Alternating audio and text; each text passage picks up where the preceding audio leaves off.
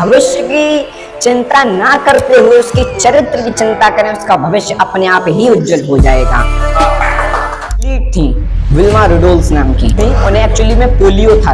Doctor ने उनसे कहा था कि आप अब कभी चल नहीं सकती, साथ साथ ओलंपिक्स में 3 गोल्ड मेडल हासिल किए।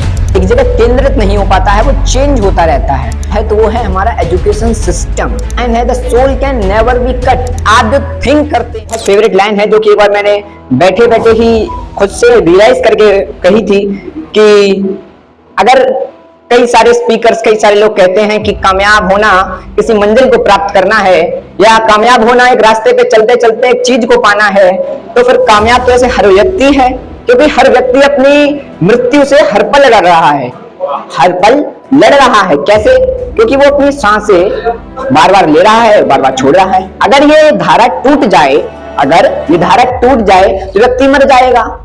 व्यक्ति नहीं तो फिर आगे कामयाबी और मंजिलें कहां होंगी? तो देखिए, सीधी सी मेरे कहने का अर्थ ये है, या जो मेरा सार है इस पूरी बात का वो यही है कि आप चाहे कामयाबी के लिए कोई भी रास्ता अपनाएं, लेकिन अपना खुश रहने का जो समय है, मतलब अपने आप को जो हैप्पीनेस का टाइम है, वो देना अति आवश्यक है। अगर आप अपनी जिंदगी में खुश हैं तो मेरे अकॉर्डिंग आपको कोई और कामयाबी नहीं चाहिए। ये बात सत्य है कि नहीं, आप बताइए। और आप आखिरकार खुद से सोचिए, आप यहाँ पे कई सारे पेरेंट्स भी बैठे हुए हैं, तो आप अपने बच्चे की खुशी के लिए ही तो उसको सारी चीजें बताते हैं कि ऐसा करिए, ऐसा पढ़िए, ऐसा करिए, लेकिन क्या आपने कभी ये रियलाइज किया कि आपके उस कहने से क्या उस बच्चे पे कभी कोई प्रेशर तो नहीं आ रहा है? क्या उसको ऐसा रियलाइज तो नहीं हो रहा कि हमारे ऊपर तो जबरदस्ती बोझ डाला जा रहा है? इसलिए आप उसके अच्छे के लिए तो कर रहे हैं, लेकिन मैं आपको कहूंगा कि आप उसके भविष्य की चिंता ना करते हुए उसके चरित्र की चिंता करें, उसका भविष्य अपने आप ही उज्जवल हो जाएगा। तो आप अपने रास्ते पे कहां जा रहे हैं, कहां नहीं, वो सब अपने अपनी जगह पर है, और आप सभी को मालूम है कि कैसे आएंगे मौके, आएंगे और मौके चले जाएंगे। बस आपको मालूम होना चाहिए कि आपको उन मौकों को कब उठाना है। अगर आपको नहीं मालूम है कि मौके कब और कहां लेने हैं, तो फिर मौके दोबारा नहीं आते। क्योंकि एक हैप्पी न्यू ईयर मूवी में एक शाहरुख खान का डायलॉग था कि जिंदगी बड़ी कुत्ती चीज है, कभी भी पलट जाती है।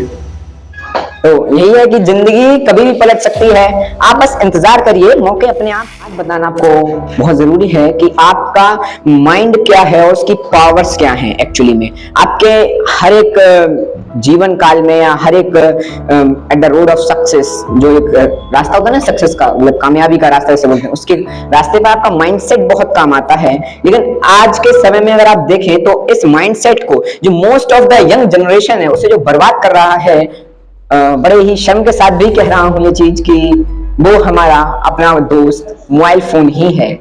आपसे मैं एक अपील करूंगा इसी के साथ साथ कि आप अपने पूरे दिन के व्यस्ततम समय में से कम मेरे पहले वीडियो की, जब मैंने अपने इस करियर की शुरुआत की, तब मैंने ये बात पहली वीडियो में कही थी कि अगर आप कितने भी बिजी हैं या आपका पूरे दिन ही मोबाइल फोन पे काम क्यों ना रहता हो, तो मैं आपसे विनती करूंगा कि आप 1 घंटा कम से कम पूरे दिन में 1 घंटा निकालें और प्रकृति और लोगों से मिलें। प्रकृति से मिलने का अर्थ है कि अगर आप लोगों से नहीं मिल सकते तो अपने छत या ऐसी खुली जगह पर जाएं जहां पर आप खुली हवा और आसमान का नजारा ले सकें।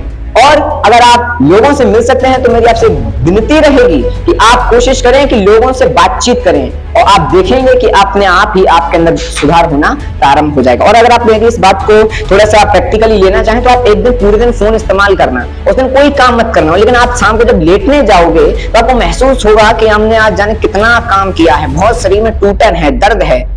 तो इसीलिए है, आपको लगता है कि आपने कोई काम नहीं किया, परंतु आपके जो माइंड होता है, यहाँ पे दिमाग, उसने पूरे दिन काम किया, एनर्जी उससे कहीं ज्यादा खर्च हुई जो आप फिजिकल काम में खर्च करते। आप जो फिजिकल काम में एनर्जी खर्च करते, वो अपने स्क्रीन में जब देखा और उसको जब माइंड ने रीड किया तो उसने ज्यादा एनर्जी वेस्ट की। और इसीलिए हमको शाम को लगता है कि हमने भैया बहुत पूरे दिन में बहुत काम किया, पता नहीं क्यों पूरे शरीर में बहुत टूटन हो रही है, बहुत हाथ दर्द कर रहे हैं, सर दर्द कर रहा है, वो इसीलिए कर रहा है। इसीलिए मैं आपसे गुजारिश करूंगा कि दिन में 1 घंटा 100% निकालें कि आप अपने मोबाइल फोन, अपने टीवी, हर एक प्रकार के जो भी स्क्रीन वाले डिवाइस हैं उनसे दूर रहें। अब बात करते हैं आपके माइंडसेट की। जब आप अपना माइंडसेट थोड़ा सा मजबूत कर लें, तो इसके लिए मैं एक पहले एग्जांपल देता हूं। एक एथलीट थी विल्मा रुडोल्फ नाम की, और बीवी हैं वो, खैर मरी नहीं है, जिंदा है। तो विल्मा रुडोल्फ थी, उन्हें एक्चुअली में पोलियो था अपने बचपन में। अपने बचपन में उन्हें पोलियो था, आप सोच सकते हैं। लेकिन अब आप सोच रहे हैं मैंने एथलीट क्यों बोला, उनके डॉक्टर ने उनसे कहा था कि आप अब कभी चल नहीं सकते हैं क्योंकि आपको पोलियो हो रखा है। लेकिन आश्चर्य करने वाली बात यह है कि उनकी मां ने उनसे कहा कि बेटी तुम चल सकती हो, और उसने वो बात मान ली और इसलिए वो चली नहीं। इसी के साथ साथ ओलंपिक्स में 3 गोल्ड मेडल हासिल किए, 3 गोल्ड मेडल। आप सोचिए एक बार, जिस व्यक्ति को पोलियो हो वो 3 गोल्ड मेडल ला सकता है, तो हम बिल्कुल स्वस्थ तरीके से होने के बाद भी अपनी जिंदगी में जो चाहते हैं वो क्यों नहीं कर सकते? आखिर ऐसा क्या है जो वो कर सकती है और हम नहीं कर सकते? और मुझे एक व्यक्ति का नाम याद नहीं है, वो भी शायद से विकलांग ही थे जिन्होंने माउंट एवरेस्ट की चढ़ाई की थी। मुझे सही से उनका नाम याद नहीं आ रहा है। तो ऐसे हजारों लाखों एग्जाम्पल भरे पड़े हैं हमारे सामने, हजारों एग्जाम्पल्स जो है हमारे सामने हैं, लेकिन फिर भी हम उन्हें एनालाइज नहीं कर पाते हैं। तो उसका कारण आता है कहीं ना कहीं ये मोबाइल फोन। हम लोग ज्यादातर आज के समय में रील या शॉर्ट्स पे टाइम जो स्पेंड करते हैं, तो उसमें क्या होता है कि हम लोग जो देखते हैं, हम लोग जो सोचते हैं, उससे रिलेटेड रील हमें मिलती है, उससे रिलेटेड शॉर्ट हमें मिलता है, तो हम बहुत मोटिवेट होते हैं कि यस अब मैं करके दिखाऊंगा, एकदम एक हफ्ते में मैं राजा बन जाऊंगा, जो मैं सोच रहा हूँ वैसा ही कर दूंगा। लेकिन एक्चुअली क्या होता है, जैसे आप स्क्रॉल करते हैं वैसे दूसरी माइंडसेट आपके अंदर आ जाती है।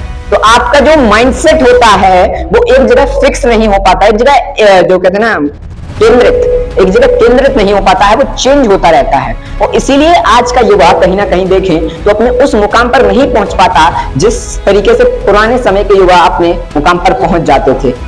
वो भी लोग थे जो पुराने समय में पहुंचे, आज भी लोग हैं।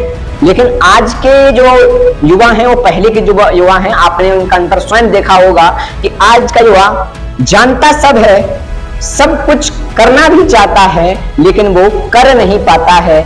कहीं ना कहीं मैं इसमें एक और चीज को ऐड करूंगा कि कहीं ना कहीं इस चीज में सबसे बड़ा जो एक दबाव है या एक जो खतरा है या जिस चीज को सबसे ज्यादा मैनिपुलेट या कहीं तो इफेक्ट करता है, तो वो है हमारा एजुकेशन सिस्टम। उसमें हमें ऐसा कुछ बताया ही नहीं जाता जो हमारे लाइफ में एक्चुअली में हम पे इम्पैक्ट कर सके या हमको जो एक्चुअली में अंदर से मोटिवेट कर सके। मतलब लाइफ से जुड़ी हुई बातें उसमें नहीं आती हैं। तो इसीलिए मैंने कहा कि आप अपने को सोशल बनाइए और लोगों से कनेक्ट करने की कोशिश कीजिए, क्योंकि आपका माइंड एक्चुअली में बहुत ज्यादा पावरफुल है। इसी से एक लाइन है, एक्चुअली वो इंग्लिश में, उसका जो संस्कृत है वो गीता से लिया गया है। तो लाइन है, the soul can never be cut by pieces any weapon, nor burn by fire, और nor moistened by the wind, और nor destroy by the anything. Actually में इसका मतलब यही है कि आपकी आत्मा, आपकी सोल को ना कोई मारेगा, ना वो कभी मारी जा सकती है, ना कट की जा सकती है, उसको कोई नहीं कर सकता। तो आपको भय किस बात का है? जाना तो इस जिंदगी में सभी को है। तो आप आखिरकार वो क्यों नहीं कर रहे जो आपको करना चाहिए? आप अपना समय व्यर्थ ना करें, और यही मेरा सोल है कि आप खुश रहें और समय व्यस्त ना करें। एक्चुअली में आप फोन देखने के बाद भी खुश नहीं रहते हैं, आपने देखा होगा। आप फोन पूरे दिन भले क्यों ना चला लें, 2-4 कॉमेडी की वीडियो भी देख लें, लेकिन खुश फिर भी नहीं होंगे। जब आप फोन रखेंगे तो माइंड में एक स्ट्रेस ही होगा।